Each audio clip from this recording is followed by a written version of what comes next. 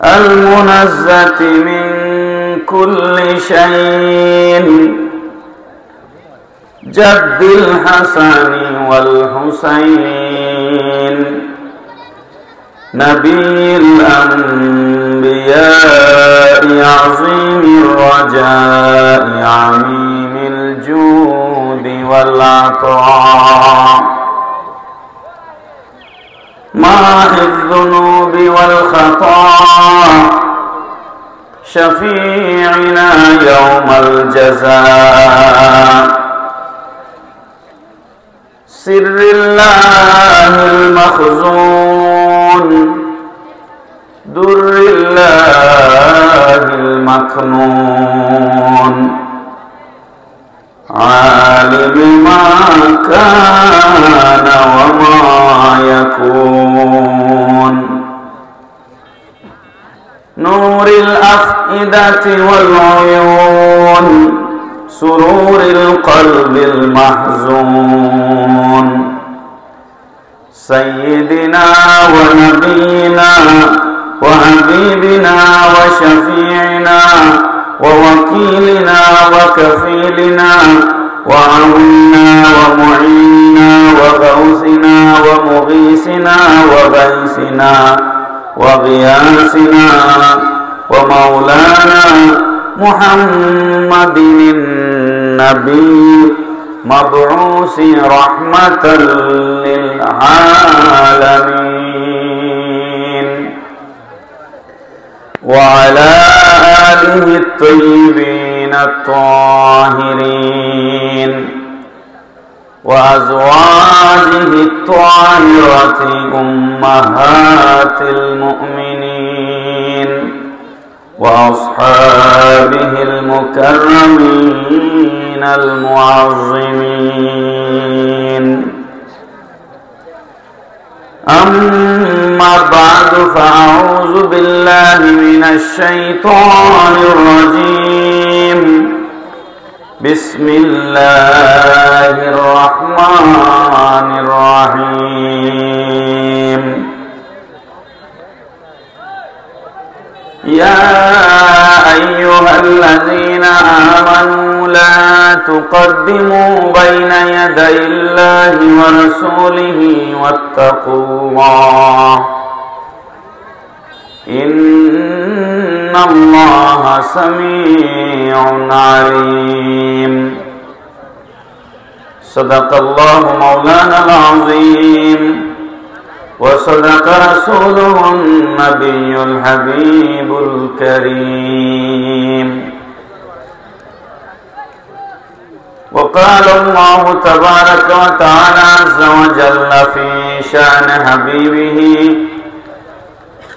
ومحبوبه آمرا ومخبرا إن الله وملائكته يصلون على النبي يا أيها الذين آمنوا صلوا عليه وسلموا تسليما اللهم صل على مولانا محمد وعلى آل سيدنا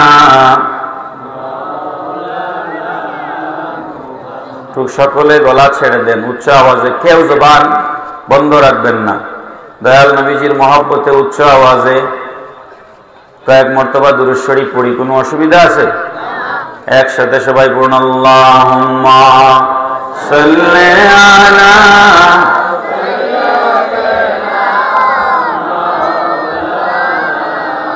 মুহাম্মাদ ওয়া আলা আলি সাইয়্যিদিনা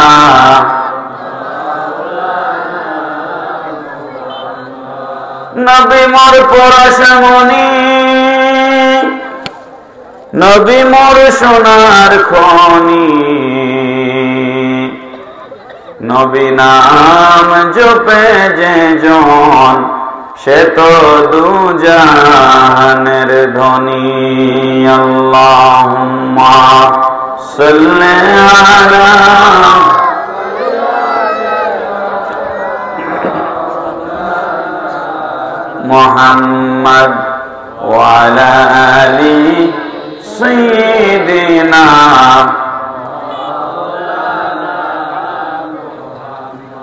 ইয়া মুহাম্মদ মুস্তাফা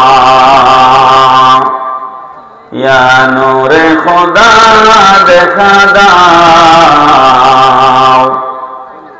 দয়া করে দেখা দাও গো, ডাকিয়া আপনার কাছে না।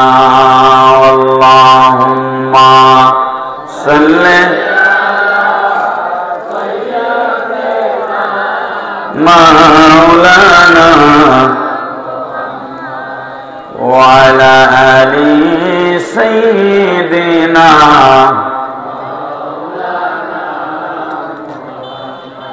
ডাকতে ডাকতে জনম গেল, পাই না আপনার দর্শন। শফিউল মুযনিবিন নবী গো, দয়া হয় না কি কারণ? আল্লাহুম্মা সাল্লি আলা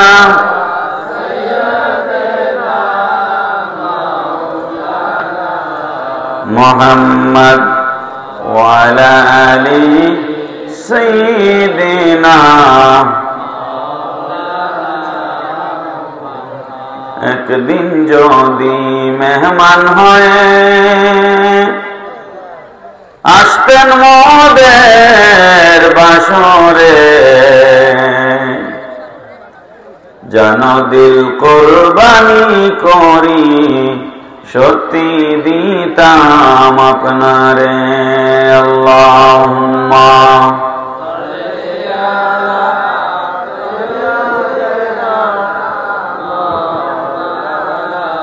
মুহাম্মদ ওয়া আলা আলি সাইয়্যিদিনা।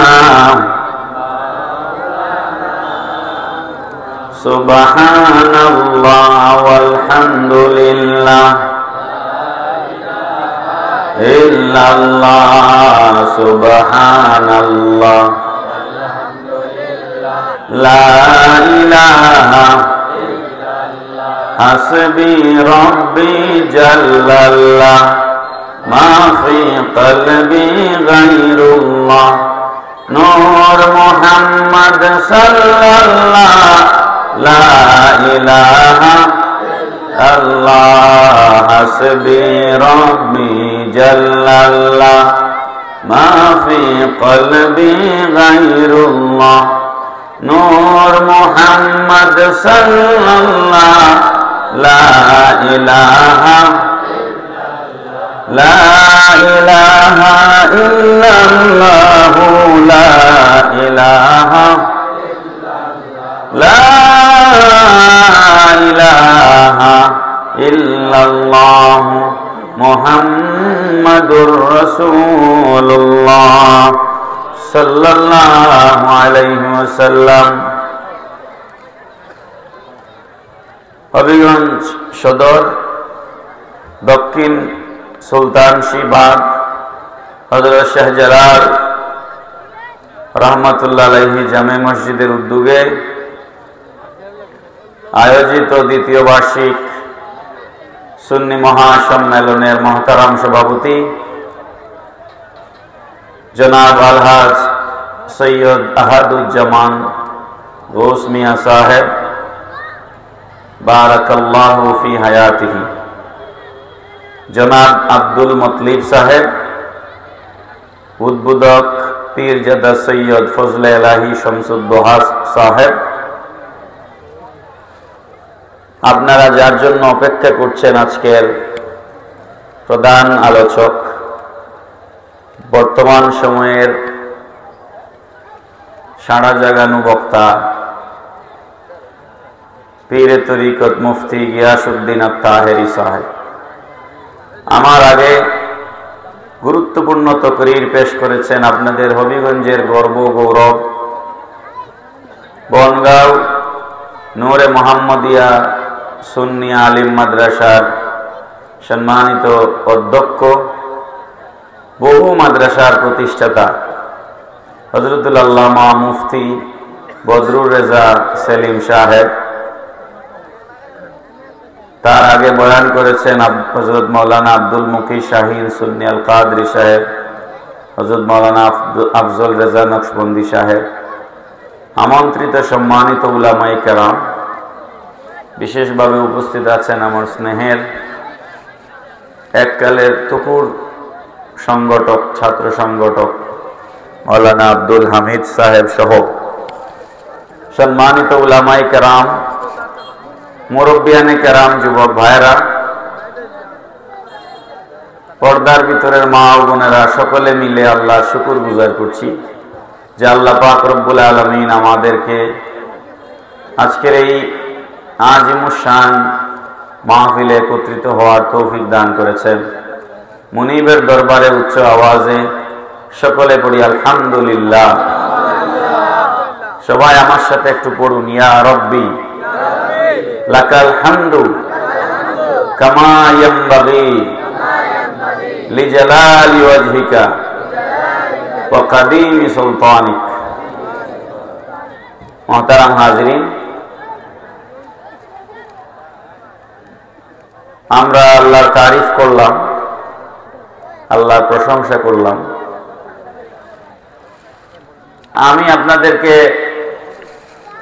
আলোচনা শুরুতে একটা অনুরোধ করব, আপনারা যারা রাস্তাঘাটে এখনো আছেন, বাড়ি ঘরে রয়ে গেছেন, তায়ের হিসাবের জন্য অপেক্ষা করছেন, আমি আপনাদেরকে বলবো যে তায়ের হিসাব তো আমাদেরই লোক, কিন্তু আপনারা একজনের জন্য অপেক্ষায় না থেকে যে সমস্ত উলামায়ে কেরাম বয়ান করেন সকলের বয়ান শুনবেন। ঠিক বলে বলো বাবা, সকলের বয়ান আপনারা শুনবেন, কারণ এক একজনের বয়ান থেকে আপনি এক একটা জিনিস পাবেন। এক এক ফুলের এক এক গ্রান। এখন আপনি যদি একজন কেন্দ্রিক হয়ে বাকি সবার বয়ান থেকে আপনি বঞ্চিত থাকেন, তাহলে আপনি নিজেই তো বঞ্চিত হলেন। এই জন্য আপনারা এলাকার ইমাম সাহেবেরও বয়ান শুনবেন। অনেক 30, 40, 50 হাজার টাকার বাজেটের বক্তার চাইতে মসজিদের ইমামের বয়ান অনেক গুরুত্বপূর্ণ। আর আপনাদের এই মসজিদে যিনি জুমা পড়ান, আমার পরম শ্রদ্ধাভাজন হযরত মাওলানা মুফতি সাইদুর রহমান আল কাদরি সাহেব, উনি অত্যন্ত ভালো একজন আলেম এবং খুব চমৎকার আলোচনা করেন। সুতরাং আপনারা স্থানীয় উলামায়ে কেরামের বয়ান শুনবেন। শুধু বাইরে থেকে বক্তা আসলেন আর আপনারা এসে জমায়েত হলেন, এই জিনিসটা ঠিক না, সুন্দরও দেখায় না।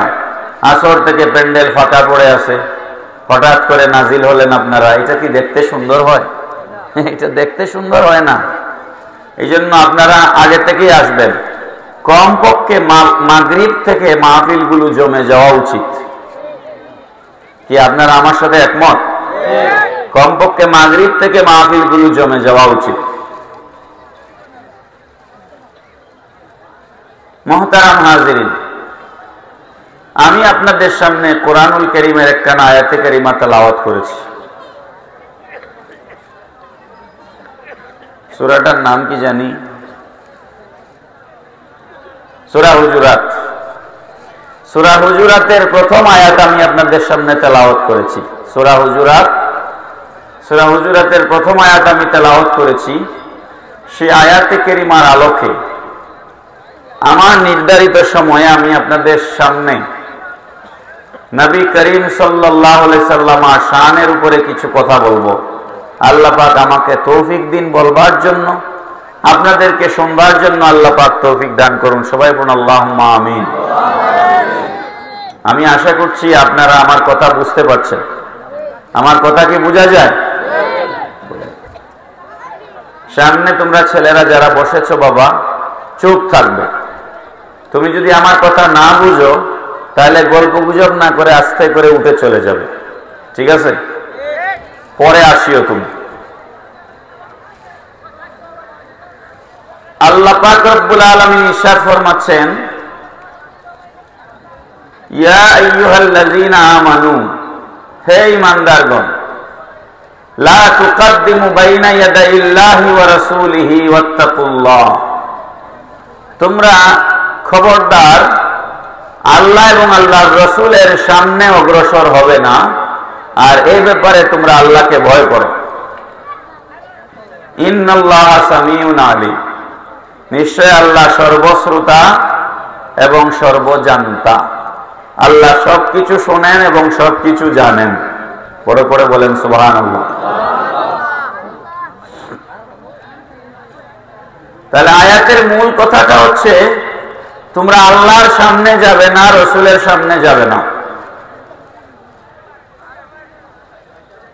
আহলে সুন্নাত ওয়াল জামাতের সর্বসম্মত আকীদা হচ্ছে আল্লাহ পাক রব্বুল আলামিন নিরাকার। আল্লাহর কোনো আকার, বলেন আল্লাহর কোনো আকার, আওয়াজ করে বলেন নাই। আল্লাহর কোনো আকার। লামাযহাবীদের আকীদা হচ্ছে আল্লাহর আকার আছে, আল্লাহর হাত আছে, চোখ আছে, নাক আছে, মুখ আছে। পড়েন না নাউযুবিল্লাহ। আল্লাহর বডি সাব্যস্ত করে তারা, আল্লাহর শরীর আছে। পড়েন না নাউযুবিল্লাহ মিন যালিক। তারা দলিল দেয় আর রহমানু আলাল আরশ ইস্তাওয়া, আল্লাহ আরশে আজিমের উপরে সমাসীন আছেন। তো যেহেতু আল্লাহ আরশের উপরে বসা আছেন, তার মানে আল্লাহর একটা বডি আছে। এটা হচ্ছে লামাযহাবীদের আকীদা। আমাদের আকীদা হচ্ছে, আহলে সুন্নাত ওয়াল জামাতের আকীদা হচ্ছে, যদি আল্লাহকে আরশে আজিমে বসানো হয় তাহলে আল্লাহকে একটা জায়গার সাথে সীমাবদ্ধ করা হয়।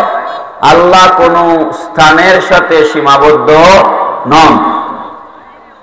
আল্লাহ কোন স্থানের সাথে সীমাবদ্ধ নন, প্রথম কথা। দ্বিতীয় কথা হচ্ছে, আমি যে চেয়ারটার মধ্যে বসেছি, চেয়ারের ভিতরে আমার জায়গা হয়েছে কিনা? বলেন না একটু। চেয়ারের ভেতরে আমার জায়গা হয়েছে না? তার মানে আমার বডির চাইতে চেয়ারটা একটু বড়। হ্যাঁ, তো আল্লাহ যদি বসতে হয় তাহলে আল্লাহর থেকে আরশ বড় হইতে হবে। কথা কি বোঝা যাচ্ছে আমার? আল্লাহ যদি বসতে হয় তাহলে আরশটা আল্লাহর থেকে বড় হইতে হবে না? তো আরশকে যদি আল্লাহর থেকে বড় করা হয়, আল্লাহর থেকে আল্লাহর সৃষ্টি যদি বড় হয়ে যায়, আরশে আজিম আল্লাহর সৃষ্টি না? তো আরশে আজিম যদি আল্লাহর থেকে বড় হয়, তাহলে এই আকীদা যদি কেউ পোষণ করে যে আল্লাহর থেকে আল্লাহর সৃষ্টি বড়, সে কি ঈমানদার না কাফের? বলেন, ঈমান থাকবে না কাফের হয়ে যাবে? এটা হলো একটা কথা।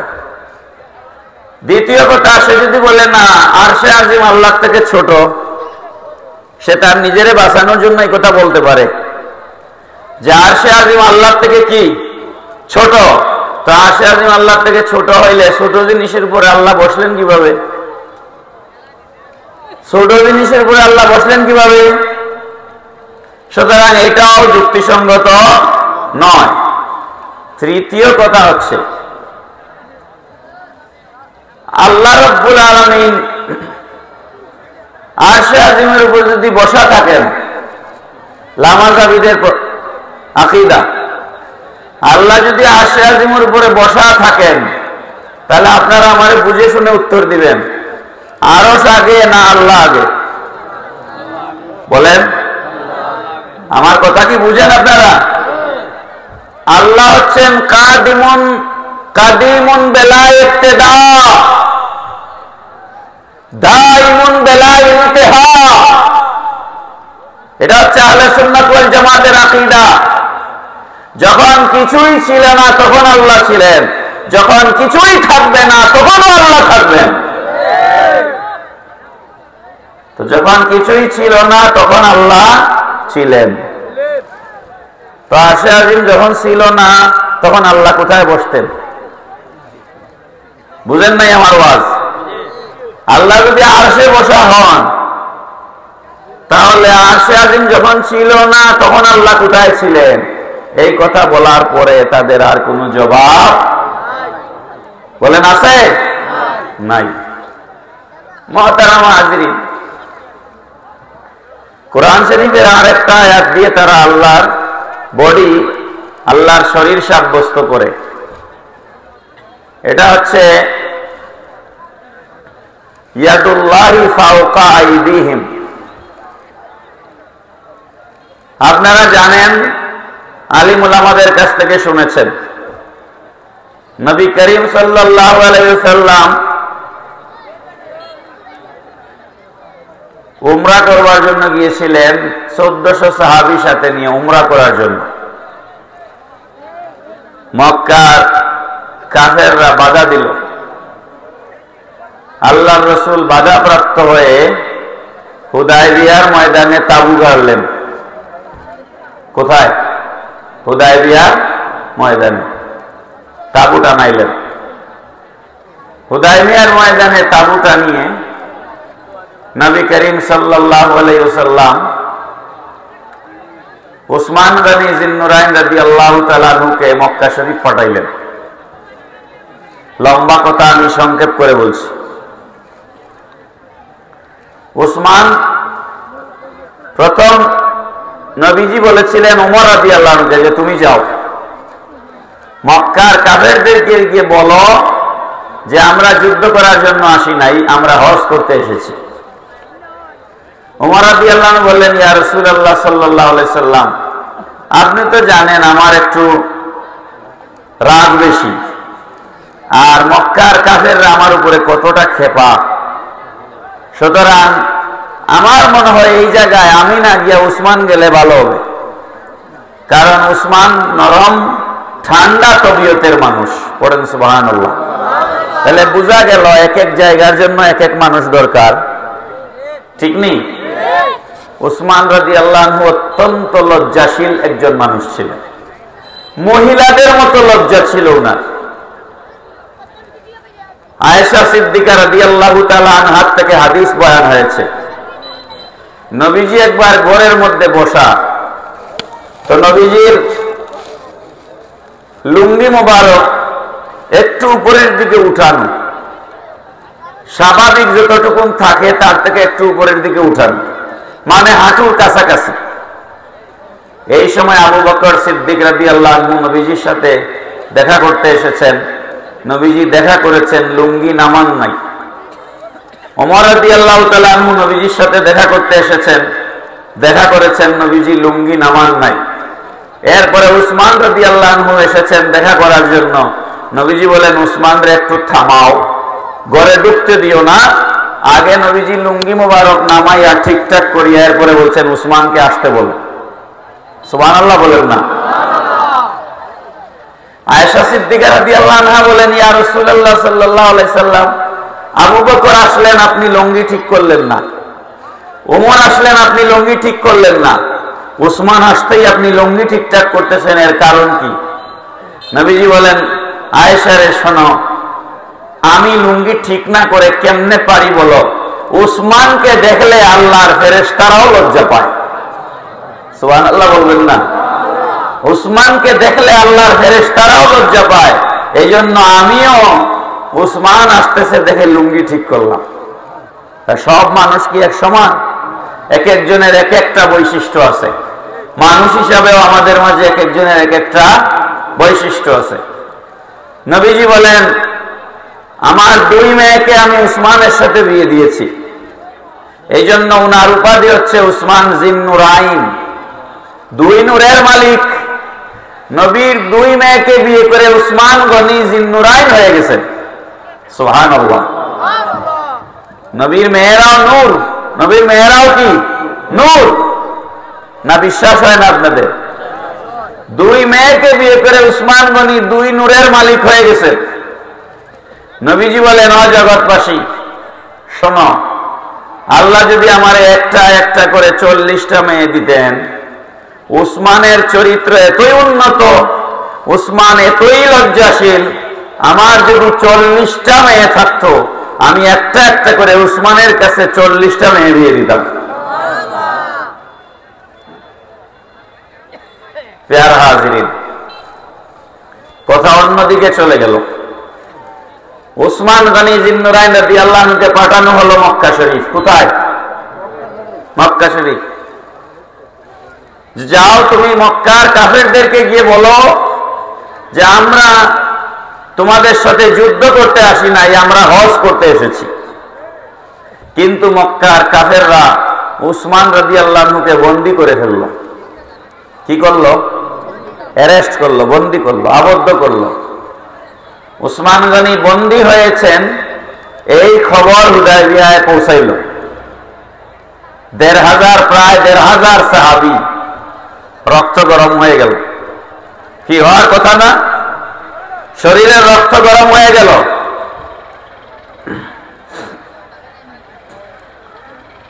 হুদায়বিয়ার ময়দানে একটা গাছের নিচে আল্লাহর রাসূল বসলেন। সেই গাছের নাম হচ্ছে বাবলা গাছ। বাবলা গাছের নিচে বসে ১,৫০০ সাহাবীকে আল্লাহর নবীর সামনে নিয়ে বললেন, বায়াত করো আমার হাতে। ১,৫০০ সাহাবী নবী পাক সাল্লাল্লাহু আলাইহি ওয়াসাল্লাম নিজের হাত মোবারক বাড়ায় দিলেন সামনের দিকে। নবীজির হাত মোবারক সবার উপরে। ১,৫০০ সাহাবী একজন একজন করে নবীজির হাত মোবারকের নিচে তাদের হাত দিয়ে আল্লাহর নবীর কাছে বায়াত করলেন। পড়েন সুবহানাল্লাহ। কি বিষয়ে বায়াত করলেন? বায়াতের বিষয়বস্তু ছিল, ইয়া রাসূলুল্লাহ সাল্লাল্লাহু আলাইহি ওয়াসাল্লাম, নবী গো, আমরা আপনার ১,৫০০ সাহাবী আপনার হাত মোবারক ধরে শপথ করছি, আমরা উসমানকে ফেরত না নিয়ে, অথবা মক্কার কাফেররা যদি উসমান গনি জিন্নুরাইন রাদিয়াল্লাহু তাআলা আনহুকে হত্যা করে ফেলে, আমরা উসমান হত্যার বদলা না নিয়ে মদিনাতুল মুনাওয়ারায় ফিরে যাব না। সাহাবায়ে কেরামের কমিটমেন্ট ছিল, কমিটমেন্ট। এই যে ১,৫০০ সাহাবী নবীজির হাত মোবারক ধরে বায়াত গ্রহণ করলেন, এই বায়াতের অনুষ্ঠান আল্লাহ রব্বুল আলামিনের বড় মায়া লেগে গেল। আমাদের দেশে কিছু ভাইয়েরা আছেন যারা পীর মুরিদি মানে না, আছে না নাই? পীর মুরিদি মানে না, বায়াত মানে না, এরকম মানুষ আমাদের দেশে আছে না নাই? অথচ আল্লাহ পাক রব্বুল আলামিন বায়াতের উপরে রাজি হয়ে গেলেন। আল্লাহ রব্বুল আলামিন ওই মুহূর্তে কোরআনের আয়াত নাযিল করলেন, লাকাদ রাদিয়াল্লাহু আনিল মুমিনিনা ইয ইউবাইউনাকা তাহতাশ শাজারা। চিৎকার করে বলেন সুবহানাল্লাহ।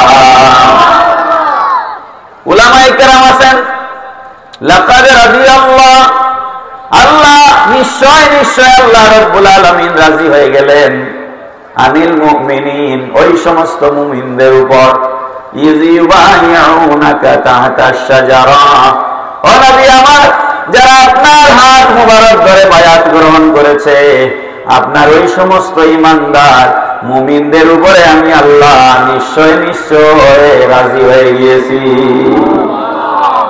তাহলে কি বোঝা গেল? বায়াতের উপরে আল্লাহ সন্তুষ্ট। বায়াতের উপরে আল্লাহ কি সন্তুষ্ট?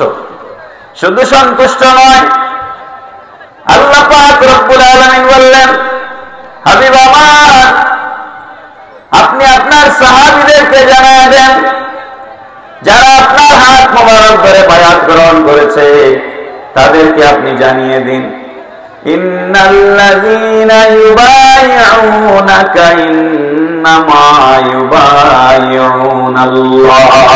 বলেন আল্লাহু আকবার। আল্লাহ পাক রব্বুল আলামিন বলছেন, ও হাবিব আমার, ইন্নাল্লাযীনা ইউবাইউনাকা, নিশ্চয় যারা আপনার হাত মোবারক ধরে বায়াত গ্রহণ করেছে, না না না, তারা তো আপনার হাত মোবারক ধরে নাই, ইন্নামা ইউবাইউনাল্লাহ, তারা তো আপনার হাত ধরে আমি আল্লাহর কাছে বায়াত হয়ে গেছে। সুতরাং নবীর কাছে বায়াত হওয়া মানে কার কাছে বায়াত হওয়া? বলেন কার কাছে? আল্লাহর কাছে বায়াত হওয়া।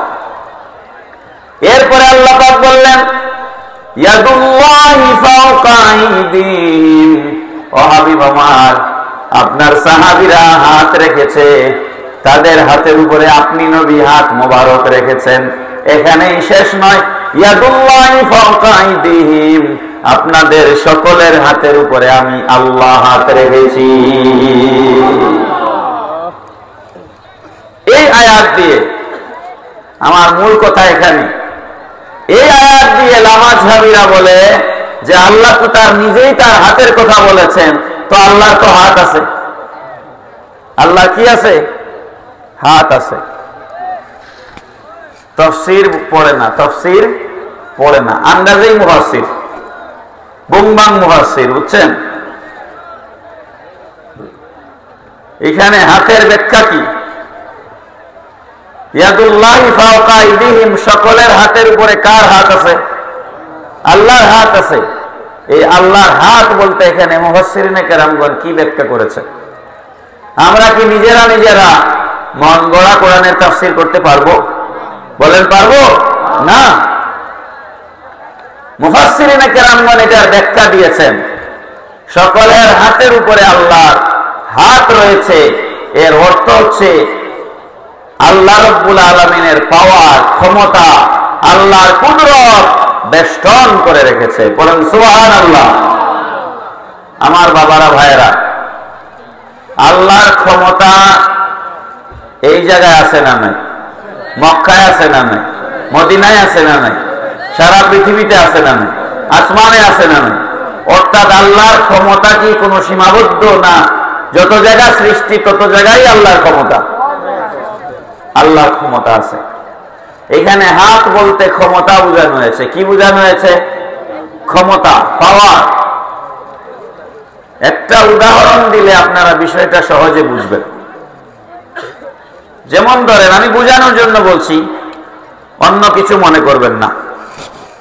যেমন ধরেন এই সুলতানশি বাগ, এখানে একটা ইনসিডেন্ট ঘটলো, ইনসিডেন্ট, একটা দুর্ঘটনা ঘটে গেল, ধরেন একটা মার্ডার হয়ে গেল। হ্যাঁ, হয় না আমাদের দেশে?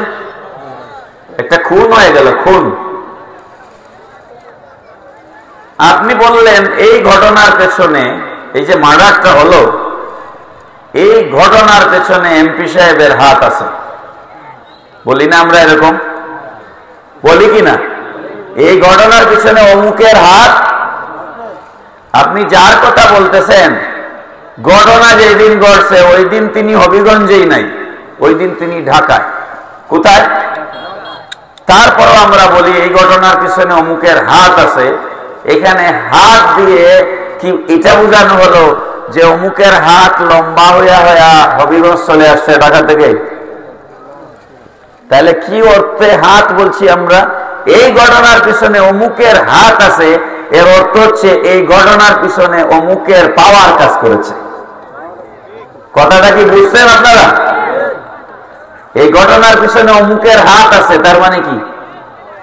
তার প্রভাব, তার প্রতিপত্তি, তার ইনফ্লুয়েন্স, তার পাওয়ার এই জায়গায় কাজ করেছে। এখানে হাত বলতে তার ফিজিক্যাল হাত বুঝায় নাই।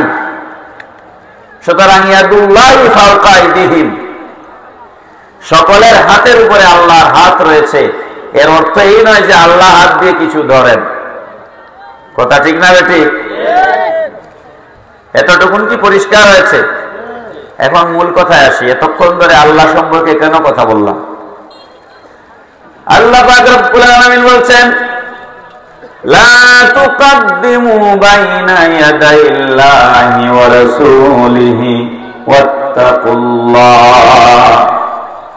খবরদার, তোমরা আল্লাহর সামনে যাবে না, রাসূলের সামনে যাবে না। এই ব্যাপারে তোমরা আল্লাহকে ভয় করো। এটা হচ্ছে কোরআনের আয়াত। আমার এতক্ষণের ওয়াজ যদি আপনারা খেয়াল করেন তাহলে উত্তর দিতে হবে। বলেন, আল্লাহর কি সামন আছে?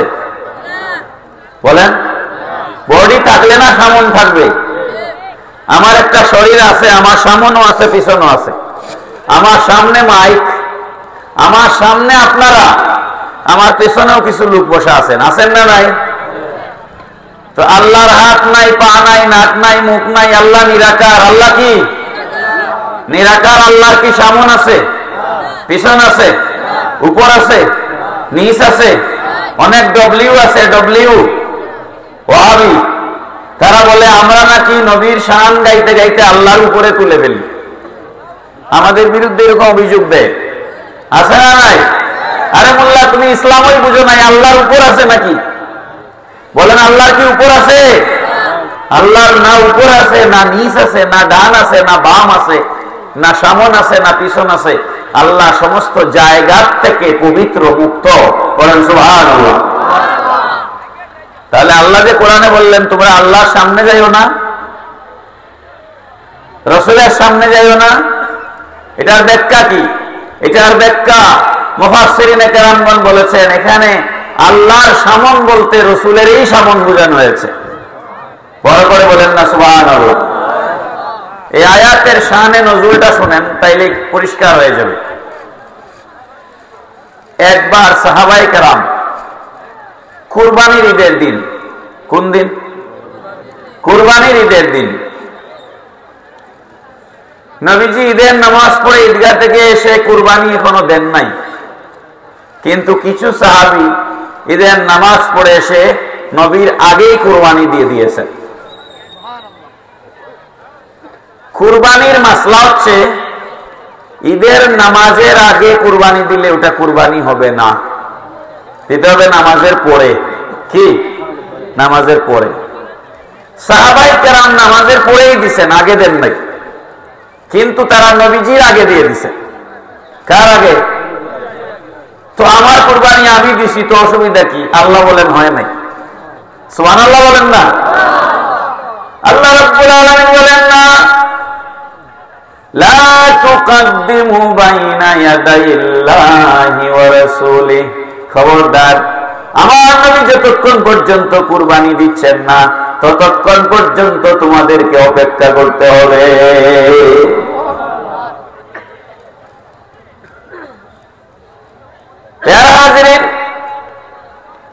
দুনিয়ার প্রশাসনিক ব্যবস্থায় মার্কিন যুক্তরাষ্ট্রের প্রেসিডেন্ট যেখানে বসে অফিস করেন সেটাকে বলা হয় হোয়াইট হাউস। আমি হোয়াইট হাউস দেখছি, আমেরিকায় তো কয়েকবার গেছি। আমেরিকার পার্লামেন্ট দেখেছি, ক্যাপিটল হিল। আর ইংল্যান্ডের প্রধানমন্ত্রী যেখানে বসেন তার অফিসকে বলা হয় 10 নং ডাউনিং স্ট্রিট। আর বাংলাদেশের প্রেসিডেন্ট যে ভবনে অফিস করেন সেটাকে বলা হয় বঙ্গভবন। আর প্রধানমন্ত্রী যেখানে বসেন সেটাকে বলা হয় গণভবন। কি বলা হয়? গণভবন। আর 300 জন এমপি আর 50 জন মহিলা এমপি। আমাদের দেশে মোট এমপি কত? 350। 300 জন নির্বাচিত এমপি আর 50 জন মনোনীত মহিলা এমপি। 350 জন এমপি পার্লামেন্টে বসেন, যেটাকে বলা হয় ন্যাশনাল অ্যাসেম্বলি, জাতীয় সংসদ, পার্লামেন্ট।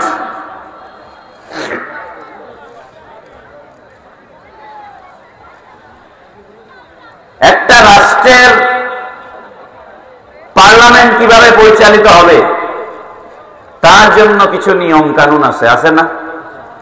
যেমন ধরেন বাংলাদেশের কথা যদি বলি, সারা পৃথিবী দরকার নাই, উদাহরণ দিচ্ছি বুঝার জন্য। বাংলাদেশের পার্লামেন্টে একজন স্পিকার থাকেন, সবার উপরে বসা থাকেন, ঠিক না? ওই স্পিকারের হাতে মাইকের সুইচ থাকে, তিনি টাইম ঠিক করে দেন কে কতক্ষণ বক্তব্য দিবেন। টাইম শেষ হয়ে গেলে সুইচ বন্ধ করে দেন স্পিকার। সংসদের এক পাশে সরকারি দল, এক পাশে বিরোধী দল বসে। প্রথম সারিতে কে বসবেন তা ঠিক করা আছে। সংসদের শৃঙ্খলা রক্ষার জন্য একজন চিফ হুইপ থাকেন। চিফ হুইপ, হুইপের কাজ হচ্ছে শৃঙ্খলা রক্ষা করা। কে কোথায় বসবেন, কে বক্তব্য দিবেন, এগুলা হুইপ ঠিক করে দেন। তার দল থেকে কে বক্তব্য দিবেন, কে কোথায় বসবেন। একজন সংসদ নেতা থাকেন, যিনি সরকার দলের প্রধানমন্ত্রী, তিনি হন সংসদ নেতা। যিনি বিরোধী দলের লিডার, তিনি হন বিরোধী দলীয় নেতা। এগুলো হচ্ছে আমাদের দেশের পার্লামেন্টের নিয়ম। এই পার্লামেন্ট পরিচালনার জন্য বাংলাদেশ সরকারের কিছু নিয়ম কানুন আছে। এই নিয়ম কানুনগুলোকে বলা হয় rules of procedures of parliament. Rules of procedures of parliament.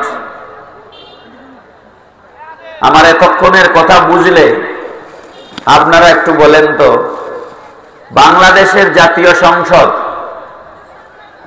ভবন, যেখানে আমাদের এমপিরা বসে মিটিং করেন, সেই জাতীয় সংসদ পরিচালনার জন্য যে নিয়ম নীতি আছে সেগুলা কি আল্লাহ ঠিক করে দিয়েছেন না আমরা ঠিক করেছি? আমার কথা বুঝেন নাই আপনারা? তো একটু উত্তর দেন না কেন? আমরা ঠিক করছি না আল্লাহ ঠিক করে দিয়েছেন? কয় আল্লাহ। আমরা পার্লামেন্ট কিভাবে চলবে এটা কি আল্লাহ ঠিক করে দিয়েছেন? আমরা ঠিক করেছি মানুষরা। এটা কোন ইউনিয়ন? লস্করপুর 10 নম্বর, 10 নং লস্করপুর ইউনিয়ন। ইউনিয়নে একটা পরিষদ আছে না, সেখানে একজন চেয়ারম্যান, 9 জন মেম্বার, আরো মহিলা মেম্বার 3 জন আছেন না? চেয়ারম্যান মিটিং করেন মেম্বারদেরকে নিয়ে। এগুলার কিছু নিয়ম কানুন আছে না? এই নিয়ম আমরা মানুষরা তৈরি করেছি, কোরআন দেয় নাই, হাদিস তৈরি করে দেয় নাই। ইউনিয়ন পরিষদ কিভাবে চলবে? মানুষের আইনে চলে। পার্লামেন্ট মানুষের আইনে চলে, ঠিক না? আল্লাহ পাক রব্বুল আলামিন এমন একজন নবীকে আমাদের জন্য নবী করে পাঠিয়েছেন, রাসূল করে পাঠিয়েছেন, আখিরি জামানার পয়গম্বর, দুনিয়া এবং আখিরাতের বাদশা নবী, কবর হাসর মিজান ফুলসিরাতে আমাদেরকে তোরানে ওয়ালা নবী, শফিউল মুজনবিন, রহমাতুল লিল আলামিন, সাফিয়ে কাউসার, শফিয়ে মাশার, সাহেবে মেরাজ, দয়াল নবী রহমাতুল লিল আলামিন। নবীজির দরবারে রিসালাতের আদব কেমন হবে, নবীর সামনে কিভাবে বসতে হবে, কিভাবে উঠতে হবে, নবীর সামনে দিয়ে কিভাবে চলাফেরা করতে হবে, নবীর সাথে কিভাবে কথা বলতে হবে, এগুলা নবী নিজে ঠিক করেন নাই, দুনিয়ার কোন মানুষ ঠিক করে নাই। রব্বুল আলামিন কোরআনের আয়াত নাজিল করে দরবারে রিসালাতের আদব ঠিক করে দিয়েছে। কিন্তু আমাদের দেশের কিছু মৌলবী বুঝে না, আছে না নাই? বলে নবী 6 প্যাক ছিলেন, বলে না? বলে নবী কাউবয় ছিলেন। আওয়াজ করে বলবেন না নাউজুবিল্লাহ। মুসলমান, হ্যাঁ যুবক সমাজ, তোমরা যাদেরকে শায়েখ মানো, এই শায়েখরা ভ্রান্ত গুমরাহ, এরা সঠিক পথে নাই। বুঝতে হবে তোমাদেরকে, আল্লাহ কোরআন নাজিল করেন নাই নবীর দোষ ত্রুটির জন্য। কোরআনে নবীর ত্রুটি, নবীর দোষ ত্রুটি বয়ান করার জন্য আল্লাহ কোরআন নাজিল করেন নাই। কোরআনের শুরু থেকে শেষ পর্যন্ত গোটা কোরআন শরীফ আল্লাহ শানের রিসালাত দিয়ে নাজিল করেছেন। কোরআন কি আইবের কিতাব? কোরআন কি আইবের কিতাব? কোরআন আইবের কিতাব নয়, কোরআন শানের রিসালাতের কিতাব। আমি একটা ছোট্ট উদাহরণ দেই আপনাদেরকে। আমেরিকার একজন প্রফেসর, ইংরেজ ভদ্রলোক, আমেরিকা, তার ল্যাঙ্গুয়েজ হচ্ছে ইংলিশ। আমি বহু জায়গায় এই কথা বলেছি আমার জীবনে। সে তার মুসলমান এক বন্ধুকে বলল যে তোমাদের একটা কোরআন শরীফ আমাকে দাও, ইংরেজি অনুবাদ কোরআন শরীফ। তাকে একটা কোরআন শরীফের কপি দেওয়া হলো, ইংরেজি অনুবাদ। কোরআনুল কারীম এমন একটা কিতাব, যে কিতাব সারা পৃথিবীতে পাঠ করা হয়। পড়েন সুবহানাল্লাহ।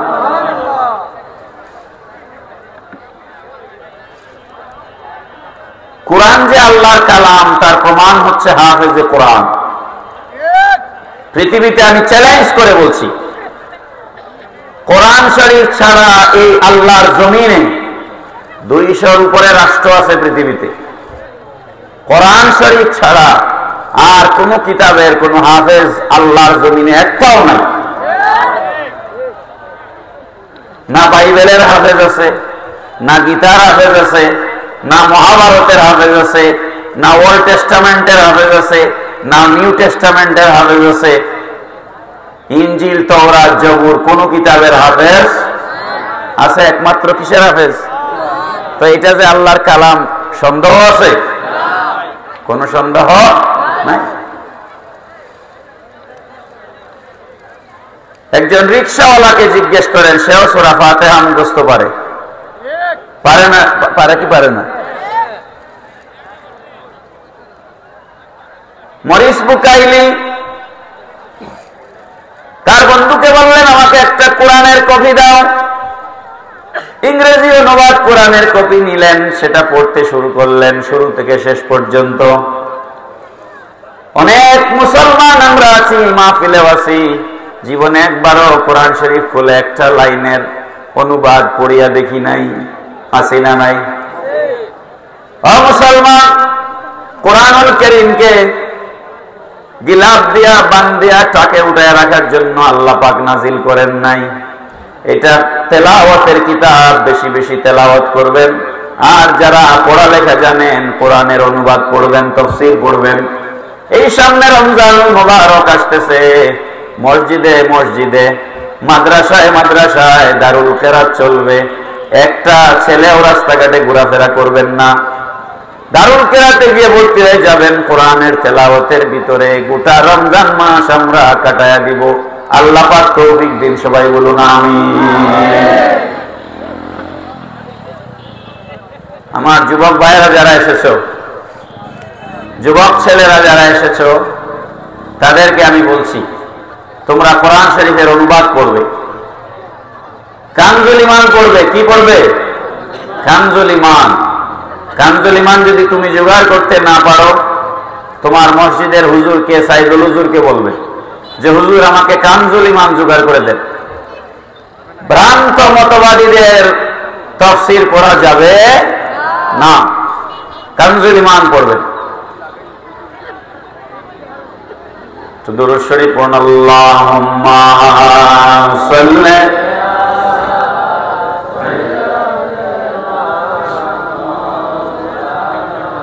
মুহাম্মদ ওয়া আলা আলি সাইয়্যিদিনা। মুহাব্বতে পড়ুন, আল্লাহুম্মা সাল্লি, অল্প করে দেব, মাওলানা মুহাম্মদ ওয়া আলা আলি সাইয়্যিদিনা।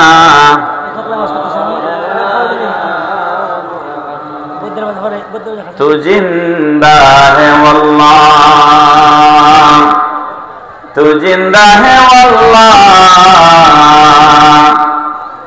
मेरे चश्मे आलम से चुप जाने वाले। अल्लाहुम्मा सल्ले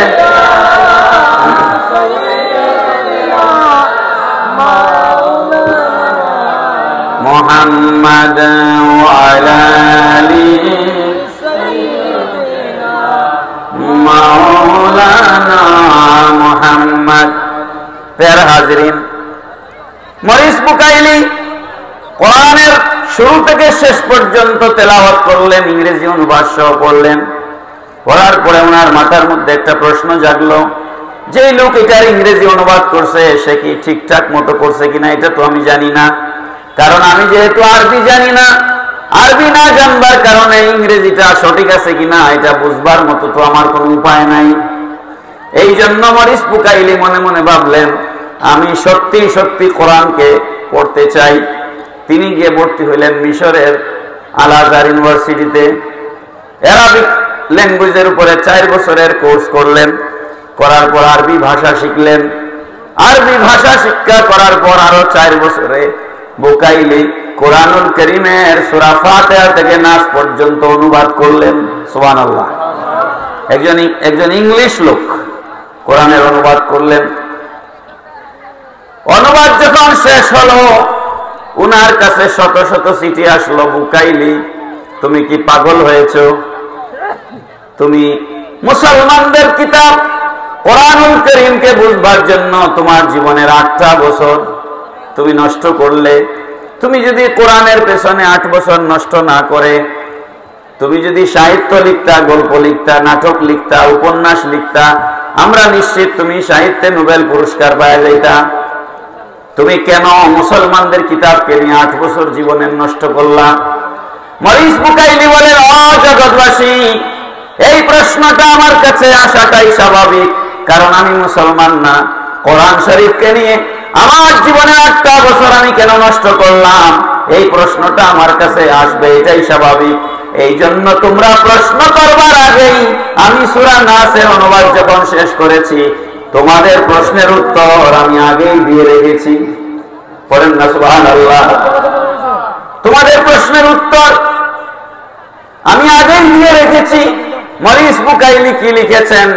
সূরা নাসের অনুবাদ শেষ করে মরিস বুকাইলি লিখেছেন, when I open the Holy Quran, I see Prophet Muhammadur Rasulullah sallallahu alaihi wasallam। চিৎকার করে বলেন সুবহানাল্লাহ। বুকাইলি বলেন, ও দুনিয়ার মানুষেরা, তোমরা আমাকে প্রশ্ন করছো কোরআন পড়ে আমি কি পেয়েছি?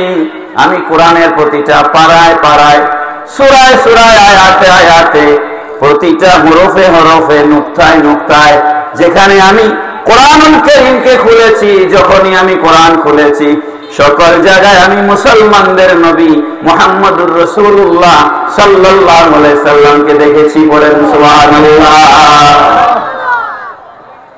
একজন মরিস বুকাইলি কোরআনে আমার নবীর শান পায়, মৌলবী পায় না। কথা কোন ঠিক না বেঠিক? মওদুদীর তাফসীরের মধ্যে লিখে রেখেছে, ফাসাব্বিহ বিহামদি রাব্বিকা ওয়াস্তাগফিরহু। সূরা ইজাজার মধ্যে আছে না নাই? ফাসাব্বিহ বিহামদি রাব্বিকা ওয়াস্তাগফিরহু। ওয়াস্তাগফিরহু এর ব্যাখ্যায় লিখছে, নবী আপনি যে নবুয়তের দায়িত্ব পালন করতে গিয়ে যা ভুল ত্রুটি করছেন, এর জন্য আপনি আল্লাহর কাছে ক্ষমা চান। নাউযুবিল্লাহ কইতেন না? আপনারা এইগুলা ওয়াজ তো মুখস্থ থাকার কথা আপনাদের। নবীরে যদি কেউ ক্ষমা চাইতে বলে, হে মুসলমান নি, তো নাউযুবিল্লাহ বলবেন না? নবীকে ক্ষমা চাইতে বলতেছে, নবুয়তের দায়িত্ব পালন করতে গিয়ে আপনার যে ত্রুটি বিচ্ছেতি হয়েছে, এই জন্য আপনি ক্ষমা চান। বলবেন না নাউযুবিল্লাহ? তাফসীর তাফসীর কারে কয় মিয়া? খালি তাফসীরুল কোরআন মাহফিল, বিরাট বড় সাইনবোর্ড তাফসীরুল কোরআন মাহফিল, আর সব রাসূলের বিরুদ্ধে বক্তব্য। কথা ঠিক না বেটে? নাম তাফসীর মাহফিল, বয়ান রাসূলের বিরুদ্ধে, এটা কি তাফসীর মাহফিল নাকি? ইজাজার তাফসীর তুমি জানো?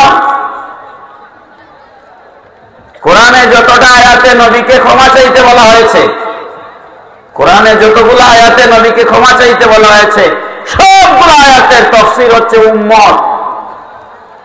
আল্লাহ বলেছেন, হাবিব আমার, আপনি আপনার উম্মতের জন্য ক্ষমা চান। সুবহানাল্লাহ। কার জন্য ক্ষমা চান? উম্মতের জন্য ক্ষমা চান।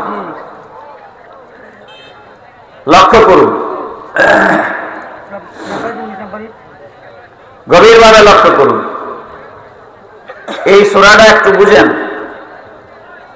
ইজা, এখানে আলেমরা আছে। ইজা মানে শর্ত। ইজা মানে কি? শর্ত। শর্তের পরে মশরুত আছে। শর্তের পরে কি আছে? মাশরুত আছে। Condition, conditional sentence. আমি বাংলায় বুঝাই, তারপরে ইংলিশ ইজাজা বুঝবেন। আপনি আমাকে দাওয়াত করলেন যে আপনি আমার বাড়িতে আসবেন। আমি আপনাকে বললাম, যদি আপনি আগে আসেন তাইলে আমি আপনার বাড়িতে যাব। যদি আপনি আসেন, if you come I will go. যদি আপনি আসেন তাহলে আমি যাব, এটাকে বলা হয় কন্ডিশনাল সেন্টেন্স। যদি শর্ত পাওয়া যায় তাহলে পরেরটা মশরুত পূরণ করা আমার উপরে ওয়াজিব। শর্ত কি? যদি আপনি আসেন। শর্ত কি? যদি আপনি আসেন। তো আপনি যদি না আসেন তাইলে কি আমার যাওয়াটা জরুরি? না, কারণ শর্ত পূরণ হয় নাই। এই সূরার ভিতরে আল্লাহ পাক রব্বুল আলামিন কি বলছেন? তিনটা শর্ত। কয়টা? কয়টা শর্ত? দেখেন, ইযা জাআ নাসরুল্লাহি ওয়াল ফাতহ। হাবিব আমার, যখন আল্লাহর পক্ষ থেকে নাসর আসবে, সাহায্য আসবে এবং বিজয় আসবে। শর্ত এখানে দুইটা, একটা নসর, একটা বিজয়। আপনার কাছে আল্লাহর পক্ষ থেকে সাহায্য আসবে, এটা একটা শর্ত। বিজয় আসবে, এটা আর একটা শর্ত। 3 নাম্বার শর্ত হচ্ছে ওয়ারাআইতান নাসা ইয়াদখুলুনা ফি দীনিল্লাহি আফওয়াজা। আপনি দেখবেন দলে দলে আপনার কাছে এসে মানুষ মুসলমান হচ্ছে, ইসলাম কবুল করতেছে। পড়েন সুবহানাল্লাহ। তাহলে শর্ত পাওয়া গেল কয়টা? 3টা। 1 নাম্বার শর্ত আল্লাহর সাহায্য, 2 নাম্বার শর্ত আল্লাহর পক্ষ থেকে বিজয়, 3 নাম্বার শর্ত হচ্ছে যাকে যাকে দলে দলে মানুষ আপনার কাছে আসবে, ইসলাম কবুল করবে।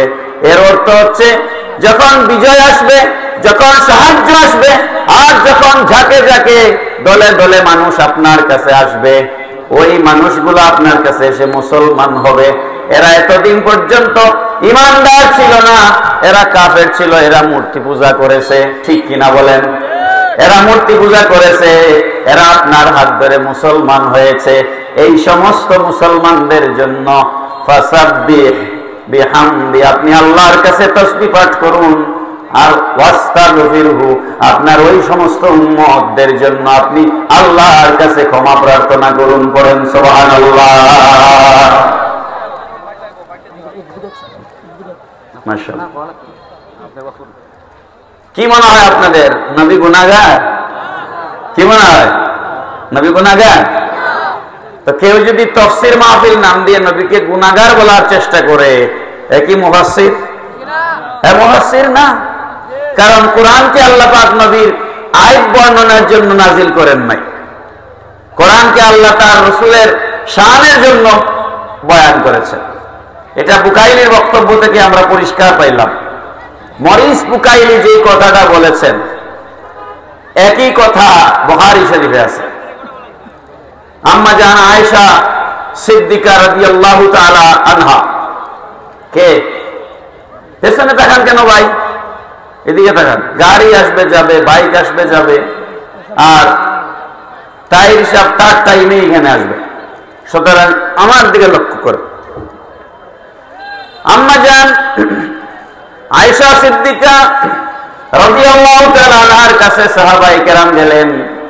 প্রথম সারির সাহাবীরা, প্রথম সারির সাহাবী খলিফাতুল মুসলিমিন, খোলাফায়ে রাশিদিন, আবু বকর সিদ্দিক, ওমর আল ফারুক, উসমান গনি, মাওলা আলী শের খুদা, মুশকিল কুশা কাররামাল্লাহু তাআলা ওয়াজহুল কারীম, এই সমস্ত জলিলুল কদর সাহাবায়ে কেরাম আম্মা জান আয়েশা সিদ্দিকা রাদিয়াল্লাহু তাআলা আনহার কাছে গেলেন।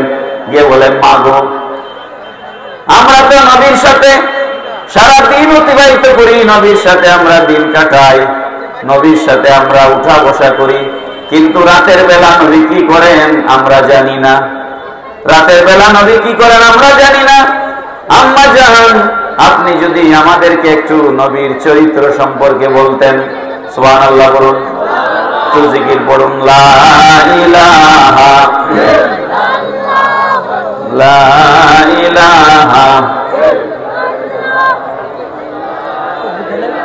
এখন দরকার নাই। লা ইলাহা লা সুবহানাল্লাহ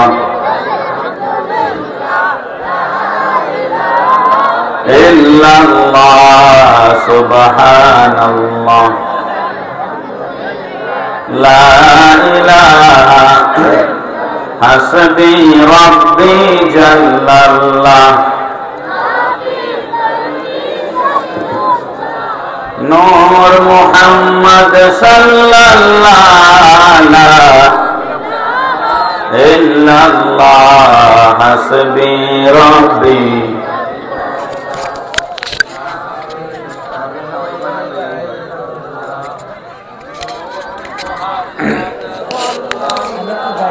লা ইলাহা ইল্লাল্লাহ সুবহানাল্লাহ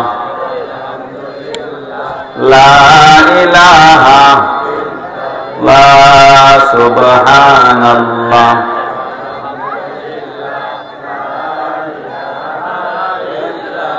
লা ইলাহা ইল্লাল্লাহ মুহাম্মাদুর রাসূলুল্লাহ সাল্লাল্লাহু আলাইহি ওয়াসাল্লাম। আজকের মাহফিলের সম্মানিত উদ্বোধক পীরজাদা সৈয়দ ফজলে ইলাহি শামসুদ্দোহা সাহেব বারাকাল্লাহু ফি হায়াতিহি, তিনি তাশরীফ এনেছেন মঞ্চে, বলেন মারহাবা। আজকের প্রধান আলোচক মুফতি গিয়াসউদ্দিন তাহেরি সাহেব, তিনিও তাশরীফ এনেছেন, বলেন মারহাবা। তিনি কিছুক্ষণের মধ্যে স্টেজে আসবেন। আপনাদেরকে আমি শুরুতে একটা কথা বলছিলাম, আপনারা আমল করলেন না, বলছিলাম না? আপনারা পিছনে থাকেন কেন? এই যুবক ছেলেগুলারে ঠিক করা খুব কঠিন।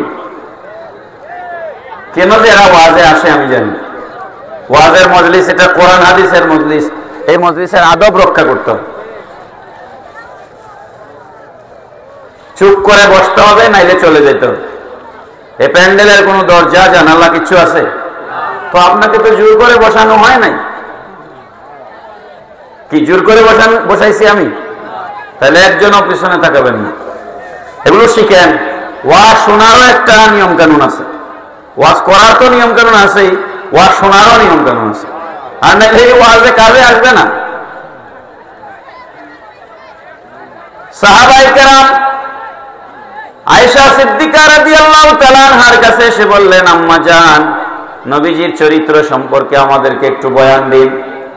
বলেন তো, স্বামীর চরিত্র ভালো না খারাপ এটা স্ত্রীর চেয়ে বেশি কেউ জানেনি? জানে? এই যে আমরা মঞ্চে এসে আপনাদের সামনে বসি, সুন্দর সাদা জামা পরছি, সুন্দর পোশাক পরে এসে আপনাদের সামনে বসছি, দেখে মায়াবী চেহারা লাগতেছে, কিন্তু আমার ভেতর ভালো না খারাপ এটা আপনি বলতে পারবেন না। এটা আমার স্ত্রী আপনার থেকে ভালো জানে। কথা ঠিক না বেটি? সমাজে অনেক মানুষ আছে, এই সমাজে যারা পঞ্চায়েতের বিচার ফয়সালা করে, কিন্তু গড়ে বউ তার কথা শোনে না। আছে না ভাই? সন্তান তার কথা শোনে না। যে লোক, আরবিতে একটা প্রবাদ আছে, খিয়ারুকুম খিয়ারুকুম নিসাউকুম, যে মানুষ তার বউয়ের কাছে ভালো, সে সত্যিকার অর্থে ভালো। এটা একটা আরবি প্রবাদ। যে লোক তার স্ত্রীর কাছে কি, যেই লোক তার স্ত্রীর কাছে কি ভালো ভালো, সে আসলেই ভালো। এটা আরবি একটা প্রবাদ। আপনারা কি এটার সাথে একমত না? একমত। তো সাহাবায়ে কেরাম আসল জায়গায় গেছেন। আম্মা জান, আপনি মেহেরবানি করে নবীজির চরিত্র সম্পর্কে আমাদেরকে একটি বয়ান দিন। আম্মা জান আয়েশা সিদ্দিকা রাদিয়াল্লাহু তাআলা আনহা বলছেন, ওরে নবীর সাহাবীরা, তোমরা আমার কাছে এসেছো নবীজির চরিত্র সম্পর্কে জানবার জন্য। তোমাদের কাছে কি কোরআন শরীফ নাই?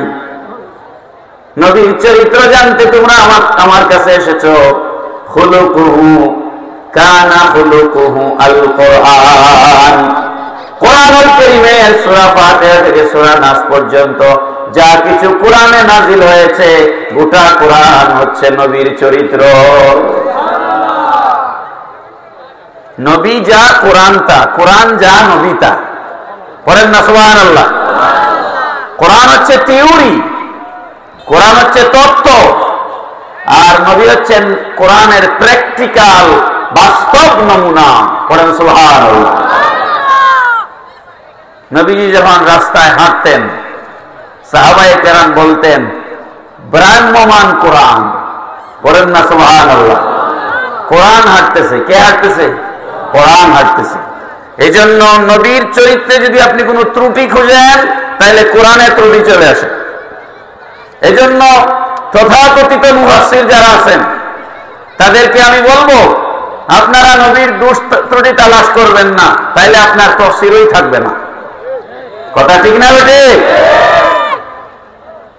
প্রিয় হাজিরিন, কোন কথা ছেড়ে কোন কথা আপনাদেরকে বলবো। পৃথিবীতে আমরা একে অপরের জন্য যে শব্দ প্রয়োগ করি, এটা অত্যন্ত গুরুত্বপূর্ণ কথা হবে। আপনারা মনোযোগ দিয়ে না শুনলে বুঝতে পারবেন না।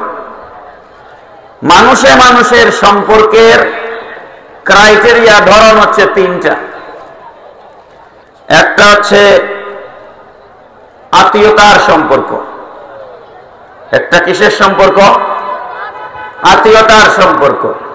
যেমন বাবা ছেলে, মা মেয়ে, স্বামী স্ত্রী, এগুলো আত্মীয়তার সম্পর্ক। চাচা, খালু, ফুফা, ভাতিজা, এগুলা কিসের সম্পর্ক? একটু সাহায্য করেন না বাবা। আমি আমার বাবাকে বাবা ডাকি, বাবা আমাকে ছেলে ডাকেন। আমি আমার স্ত্রীকে স্ত্রী ডাকি, স্ত্রী আমাকে স্বামী ডাকেন। আমার ভাতিজাকে আমি ভাতিজা ডাকি, সে আমাকে চাচা ডাকে। এই যে ডাক সম্বোধন, এটা হচ্ছে আত্মীয়তার ভিত্তিতে। কিসের ভিত্তিতে? এটা একটা মনে রাখেন। 2 নাম্বার হচ্ছে বয়সের কারণে ছোট এবং বড়। বয়সের কারণে ছোট এবং বড়। আপনি আমার আত্মীয় না, কিন্তু বয়সে আপনার থেকে আমি ছোট, আমার থেকে আপনি বড়, তখন আমি বলি চাচা, বাবা, দাদা, এভাবে বলি, বা মুরব্বী সাহেব বলি কি বলি না? বলি। এটা হচ্ছে বয়সের ছোট এবং বড়ের তারতম্যের কারণে আমরা এইভাবে মানুষকে ডাকি। আর 3 নাম্বার হচ্ছে পজিশন, পদমর্যাদা। যেমন আপনি ডিসি অফিসে যান, কোনদিন ডিসি সাহেবকে কেউ গিয়া নাম ধরে ডাকতে শুনছেন? কোনদিন ডাকছে? গিয়া বলে, তার যদি ছোট হয় তাইলে বলে ডিসি স্যার। কি বলে? DC sir. তার সমান হলে বা তার সমসাময়িক হলে ডিসি সাহেব, কিংবা তার থেকে উপরের কেউ হলেও বলে ডিসি সাহেব, তাই না? ডিসি সাহেব, এসপি সাহেব বা এসপি মহোদয়, মসজিদের ইমাম সাহেব, মুয়াজ্জিন সাহেব। ইমাম একটা পজিশন, একটা পদমর্যাদা। মুয়াজ্জিন একটা পজিশন। মুয়াজ্জিন আপনার থেকে বয়সে অনেক ছোট, জ্ঞানেও আপনার থেকে ছোট, তারপরেও আপনি নাম ধরে ডাকেন না। কি বলেন? মুয়াজ্জিন সাহেব, ইমাম সাহেব। তাহলে এই যে ডাকাডাকি আমরা করি, কয় জাত হইল? 3 জাত। বলেন কয় প্রকার? কিছু হচ্ছে আত্মীয়তার সম্পর্কের ভিত্তিতে, কিছু হচ্ছে বয়সের ভিত্তিতে, কিছু হচ্ছে পদমর্যাদার ভিত্তিতে। ঠিক না? এই কথা মনে রাখেন। আল্লাহ পাক রব্বুল আলামিন বলছেন, লা তাজআলু দুআআর রাসূল বাইনাকুম কাদুআই বাদিকুম বাদা। হে দুনিয়ার মানুষেরা, আমি আল্লাহ কোরআনের আয়াত নাযিল করে নিষেধাজ্ঞা জারি করলাম, তোমরা দুনিয়াতে একে অপরকে যেভাবে ডাকাডাকি করো, খবরদার আমার রাসূলকে সেইভাবে ডাকবে না। এখন আসেন, কথাটা খেয়াল করিয়েন। নবীর সাথে কিছু মানুষের আত্মীয়তার সম্পর্ক ছিল না? ছিল কি না বলেন না? সাহাবায়ে কেরামদের মাঝে, 4 খলিফার মাঝে 2 জন ছিলেন আল্লাহর নবীর শ্বশুর, আর 2 জন ছিলেন নবীজির মেয়ের জামাই। আবু বকর সিদ্দিক নবীজির শ্বশুর, হযরত আয়েশাকে বিয়ে করেছেন। আবু বকর সিদ্দিকের মেয়ে, হযরত ওমরের মেয়ে হযরত হাফসা বিনতে ওমর রাদিয়াল্লাহু তাআলা আনহাকে নবীজি বিয়ে করেছেন। আবু বকর সিদ্দিক, ওমর আল ফারুক, এই 2 জন হচ্ছেন নবীজির শ্বশুর। ওসমান গনি জিন্নুরাইন হযরতে মাওলা আলী শেরে খুদা মুশকিল কুশা কাররামাল্লাহু ওয়াজহুল কারীম, যার কাছে নবীজি হযরতে ফাতেমাতুজ জাহরা রাদিয়াল্লাহু তাআলা আনহাকে শাদী দিয়েছেন, ঠিক নেই? আর একটু আগে আমি বলছি উসমান গনির কাছে 2 মেয়ে বিয়ে দিয়েছেন। এই হিসাবে নবীর মেয়ের জামাই হচ্ছেন 2 জন। হাদিসের কিতাব খুলেন, নবীর 2 জন শ্বশুর আবু বকর সিদ্দিক, ওমর আল ফারুক জিন্দেগিতে একটি মুহূর্তের জন্য নবীজিকে জামাই বলে ডাকেন নাই। নবীর মেয়ের জামাই কখনোই 1 সেকেন্ডের জন্য নবীকে শ্বশুর আব্বা বলে ডাকেন নাই। নবীর স্ত্রীগণ আমাদের মা আম্মা জান আয়েশা খাদিজা, কোন নবীর স্ত্রী কোনদিন ও স্বামী আমার কথা শুনেন এইভাবে নবীজিকে কখনোই ডাকেন নাই। নবীর শ্বশুরগণ যখন নবীকে ডাকতেন, নবীর জামাইগণ যখন নবীকে ডাকতেন, নবীজির স্ত্রীগণ যখন নবীকে ডাকতেন, সাহাবায়ে কেরাম যখন নবীকে ডাকতেন, কখনোই নবীকে আত্মীয়তার সম্পর্ক দিয়ে ডাকেন নাই। যখন ডাকবার প্রয়োজন পড়েছে সকলেই বলেছেন ইয়া রাসূলুল্লাহ। আজ মোল্লা বলে ইয়া রাসূলুল্লাহ, ফালতু স্লোগান। এরকম মোল্লা আছে না নাই? তার হাজার হাজার অনুসারী আছে না নাই? ওই অনুসারী সহ যে মোল্লা বলে ইয়া রাসূলুল্লাহ ফালতু স্লোগান, ওই মোল্লা তার অনুসারীরা সহ একসাথে সবাই জাহান্নামে যাবে। সাহাবায়ে কেরামের নবীকে ডাকার ভাষা ছিল ইয়া রাসূলুল্লাহ, নবীর স্ত্রীগণের ডাকবার ভাষা ছিল ইয়া রাসূলুল্লাহ, নবীর জামাইগণের ডাকবার ভাষা ছিল ইয়া রাসূলুল্লাহ। তুমি মোল্লা বলো ইয়া রাসূলুল্লাহ, ফালতু স্লোগান, তাহলে তো তুমি নবীর দলের কারো সাথেই নাই। কথা ঠিক না বেটি? প্রিয় আশিকে রসুল মুসলমান ভাইয়েরা, আপনারা ইয়া রাসূলুল্লাহ বলতে রাজি আছেন না নাই? আছেন? হাত তুলেন, হাত তুলেন, হাত তুলেন, হাত তুলে রাখেন।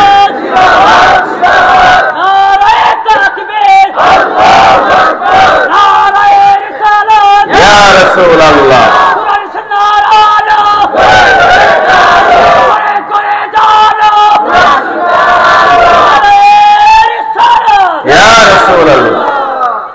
হাত নামা। এই যে হাত তুলাইলাম কেন জানেন? এই যে ভিডিও এতগুলা আমাকে রেকর্ড করুক না করুক, হ্যাঁ, তারা তাদের পারপাস নিয়ে এসেছে, এটা আমি জানি, কিন্তু আমারটা রেকর্ড হচ্ছে। এই যে রেকর্ড হচ্ছে, আমি একটু পরে আবার যদি দেখতে চাই কয় মিনিটের সময় রাত কয়টায় আমি হাত তুলছিলাম, তাইলে ভিডিওতে পাওয়া যাবে কিনা? বলেন যাবে কিনা? যাবে না? আল্লাহ পাক বলেন ফামান ইয়ামাল মিসকালা যাররাতিন খাইরান ইয়ারা, যারা পরিমাণ নেক কাজ যদি করো সেটাও হাশরের মাঠে দেখানো হবে। আমরা হাশরের মাঠে আল্লাহ রাব্বুল আলামিনকে যখন আমরা বিপদে পড়ে যাব, আটকায় যাব, তখন বলবো আল্লাহ, সেই যে দক্ষিণ সুলতান শিবাগ মাহফিলে 2 হাত তুলে তোমার নবীর পক্ষে সাক্ষী দিয়েছিলাম, এই দেখো রেকর্ড আছে, এটার জন্য আমাদেরকে মাফ করে দাও। আল্লাহ পাক রব্বুল আলামিন বলবেন হ্যাঁ আমার বান্দা তো নবীর পক্ষেই ছিল, ডকুমেন্ট আছে। সুবহানাল্লাহ বলেন। ডকুমেন্ট কি? কিরামান কাতিবিনা ইয়ালামুনা মা তাফআলুন। 2 কাঁধে 2 ফেরেশতা আপনার সব রেকর্ড রাখতেছে। আপনি কখন মদ খাইছেন সেটাও আছে, কখন জেনা করেছেন সেটাও আছে, কখন ঘুষ খাইছেন সেটাও আছে, কখন মসজিদে গেছেন সেটাও আছে, মা বিদেশে নবীর জন্য হাত তুলছেন সেটারও রেকর্ড আছে। আছে না নাই? সুতরাং আজকে যা করছেন একটাও হাশরের মাঠে অস্বীকার করতে পারবেন? পারবেন? ইয়া রাসূলুল্লাহ বলে বলে মরতে চাই কি চাই না? ইয়া রাসূলুল্লাহ বলে বলে মরতে চাই কি চাই না? আল্লাহ পাক কবুল করুন, সবাই বলুন আমিন। তাহলে পৃথিবীতে আমরা একজন আরেকজনকে যেভাবে ডাকাডাকি করি, রসুলকে সেইভাবে ডাকা হারাম। কে নিষেধ করেছেন? বলেন কে নিষেধ করেছেন? তাহলে আমরা ডাকবো কি বলে? বলেন ডাকবো কি বলে? মোল্লা বিশ্ব নবী ছাড়া আর কোন শব্দ চিনে না। 2 ঘন্টা ওয়াজ করে 200 বার বিশ্ব নবী বলে, এই মোল্লা তুমি বিশ্ব নবী ছাড়া আর কোন শব্দ পাও না, আমার রসুল কি শুধু নবী না রসুল? শুধু বলে বিশ্ব নবী, বিশ্ব নবী, শুধু বলে বিশ্ব নবী। হেই, বিশ্ব নবী, নবী কি? আমার নবী কেবল নবী নাকি? নবী না রসুল? নবীও রসুল, নবীও। যাদেরকে কিতাব দেওয়া হয় নাই তারা নবী, যাদের কাছে কিতাব এসেছে তারা রসুল। সুতরাং নবীর উপরের পজিশন হচ্ছে রসুল।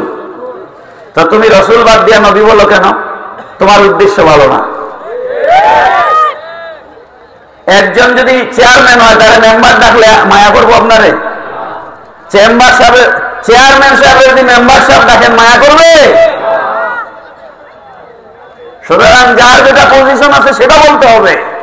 আমার রসুলের পজিশন নবী না রসুল, নবীও রসুলও। বলেন নবীও রসুলও।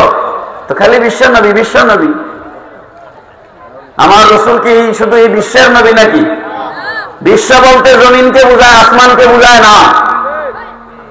বিশ্ব বলতে শুধু জমিনকে বোঝায়, আসমানকে বোঝায় না। বিশ্ব নবী বলা নাজায়েজ নয়, মাসলা বুঝবেন, নাজায়েজ নয়, কিন্তু এটা উত্তম নয়। এটা কি নয়? উত্তম নয়। আমার রসুল আসমানের নবী, আরশের নবী, কুরসির নবী, লৌহের নবী, কলমের নবী, ফেরেশতাদের নবী, জিনের নবী, ইনসানের নবী, কুল কায়নাতের নবী, নবীদের নবী। চিৎকার করে বলেন সুবহানাল্লাহ। তো তুমি খালি বিশ্ব নবী, বিশ্ব নবী বলো কেন? ওনার ডিকশনারিতে আর কোন শব্দ নাই। বেয়াদবির আর জায়গা পাও না, নবীর সাথে বেয়াদবি করো। মাহতারাম হাজরিন, তোমার নেতা আমার নেতা বিশ্ব নবী মুস্তাফা, এই স্লোগান দেওয়া জায়েজ নাই। ভালো করে আমার কথা খেয়াল করবেন। শেখ হাসিনাও নেতা, খালেদা জিয়াও নেতা, হ্যাঁ, এরশাদও নেতা, জিয়াউর রহমানও নেতা, শেখ মুজিবুর রহমানও নেতা, আমার রসুলও নেতা। এটা হইল? বলেন হলো? এই জন্য রসুলকে কখনোই নেতা বলবেন না, যে কোরআনের নিষেধ।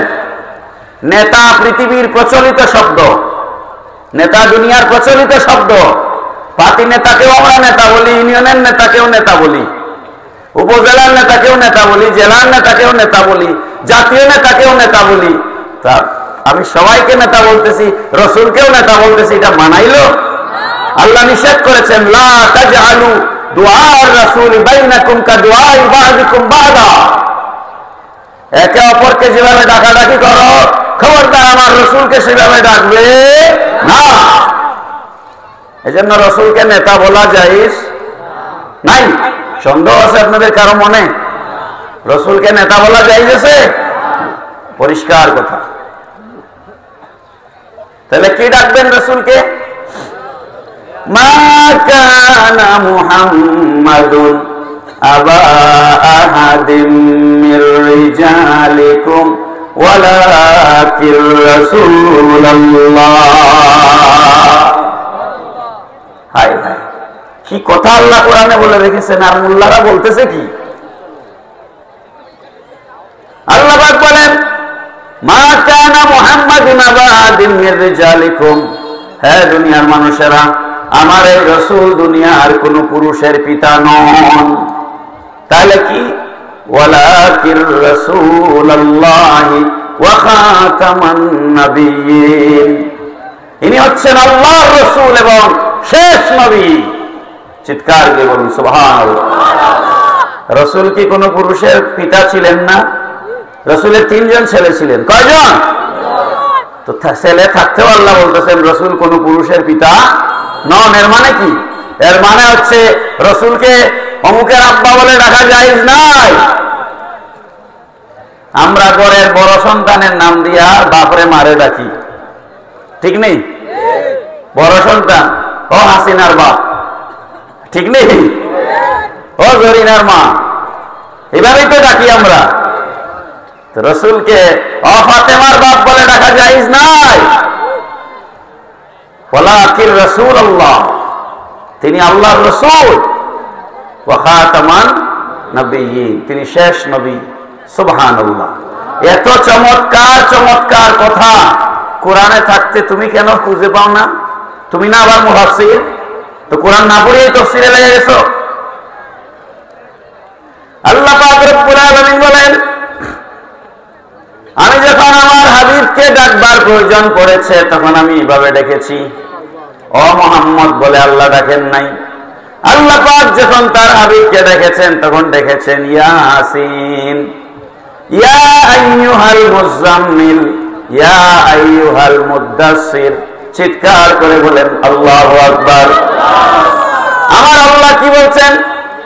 আমার রাসূল শীতের বেলা, শীতের সকালে নবীজি কম্বল গায়ে দিয়া, চাদর মুড়ি দিয়া কম্বল গায়ে দিয়া ঘুমায় আছেন।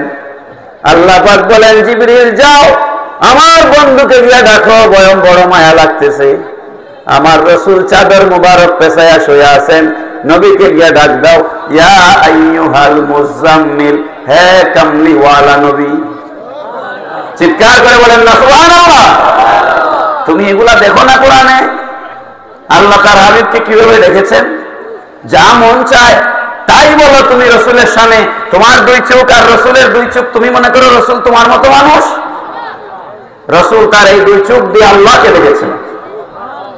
রাআইতু রাব্বি আযযা ওয়া জাল্লা ফি আযমি সূরা। নবীজি বলেন, মেরাজের রাতে আমি আমার আল্লাহকে উত্তম সূরতে দেখেছি। তো আমার চোখ আর রাসূলের চোখ মোবারক কি এক সমান নেই? হুশ পাও না রাসূলের শানে কিভাবে কথা বলতে হবে। আল্লাহ পাক রব্বুল আলামিন বলেন, ইয়া আইয়ুহাল্লাযীনা আমানু লা তারফাউ আসওয়াতাকুম ফাওকা সাওতিন নাবিয়্যি ওয়া লা তাজহারু লাহু বিল কাওলি কাজহরি বা'দিকুম লিবা'দ আন তাহবাতা আমালুকুম ওয়া আনতুম লা তাশউরুন। আল্লাহ পাক বলেন, হে নবীর উম্মতেরা, খবরদার নবীজির কণ্ঠ মোবারকের, নবীজির গলা মোবারকের আওয়াজের চাইতে তোমাদের কণ্ঠের আওয়াজকে কখনোই উঁচা করবে না। সূরা হুজুরাত 2 নম্বর আয়াত। ওয়ালা তাজহারু লাহু বিল কাওলি কাজহরি বা'দিকুম লিবা'দ। সাধারণ মজলিসে বসে তোমরা যেভাবে উচ্চ স্বরে কথা বলো, ওইভাবে আমার নবীর মজলিসে বসে উচ্চ স্বরে কথা বলবে না। এই আয়াতে কারিমা যেটা আমি তেলাওয়াত করলাম, এই আয়াতটা নবীজির রওজা শরীফের উপরে এখনো লেখা আছে। এখনো যারা হজ করেছেন তারা জানেন, মক্কা শরীফ চিল্লা চিল্লি করা যায়, মদিনা শরীফ কোনো শাউটিং নাই, নীরব, প্রথম নীরবতা। রসুলের দরবারে চলে গেলে যারা বেয়াদব তাদেরও গলা নেমে যায়। যারা দেশে মিলাদের বিরুদ্ধে ফতোয়া দেয় ওরাও ওখানে গিয়ে কণ্ঠ নিচু হয়ে যায়। এটা আমার রসুলের দরবারে আদব। সুবহানাল্লাহ। আল্লাহ পাক বলছেন, আনতাহবাতু আমালুকুম ওয়া আনতুম লা তাশউরুন। যদি তোমরা রসুলের দরবারে রিসালাতে গিয়ে তোমাদের গলার আওয়াজকে বড় করো, তোমাদের জিন্দেগির সমস্ত আমল বরবাদ হয়ে যাবে, তোমরা টেরও পাবে না।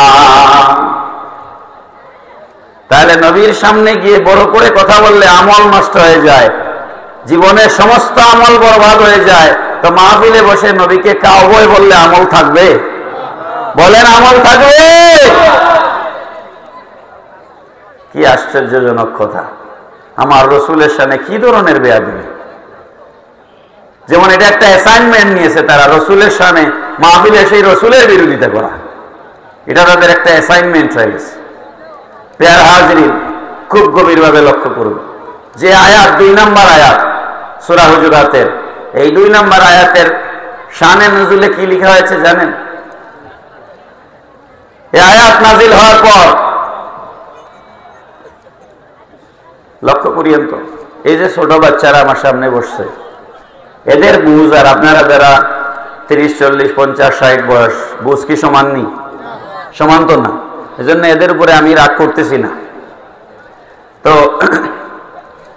সাহাবায়ে কেরাম যারা বয়স্ক ছিলেন তাদের বুঝ আর যারা ছোট ছিলেন তাদের বুঝ তো অবশ্যই সমান ছিল না।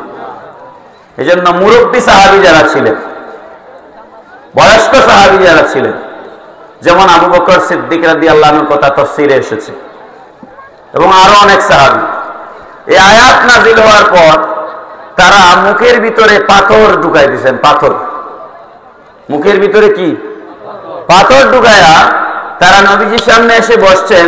এখন নবীজির সামনে আর তারা কথাই বলতে পারে না, কারণ মুখে পাথর। নবীজি জিজ্ঞেস করেন, আবু বকর কি হয়েছে, তোমার কথা বলো না কেন? আবু বকর বলেন, ইয়া রাসূলুল্লাহ, আল্লাহ কোরআনে বলেছেন আপনার সামনে জোর গলায় কথা বললে জীবনের সব আমল বরবাদ হয়ে যাবে। এই ভয়ে কখন জানি আমার আমল নষ্ট হয়ে যায়, এই ভয়ে আমি আপনার সামনে নিয়ত করছি আর কথাই বলবো না, মুখে পাথর দিয়ে দিছি। নবীজি বলেন, না, এটা তোমাদের জন্য নাজিল হয় নাই। তোমরা কথা বলবে এবং তোমরা তো আদবের সাথেই কথা বলো। যে সমস্ত দুষ্ট কাফেররা এসে আমার সামনে বেয়াদবি করে, এদের জন্য আয়াত নাজিল হয়েছে। খুব লক্ষ্য করবেন, আল্লাহ পাক রব্বুল আলামিন বলেছেন, উলাইকাল্লাযীনা ইমতাহানাল্লাহু কুলুবাহুম লিত্তাকওয়া লাহুম মাগফিরাতুন ওয়া আজরুন আযীম।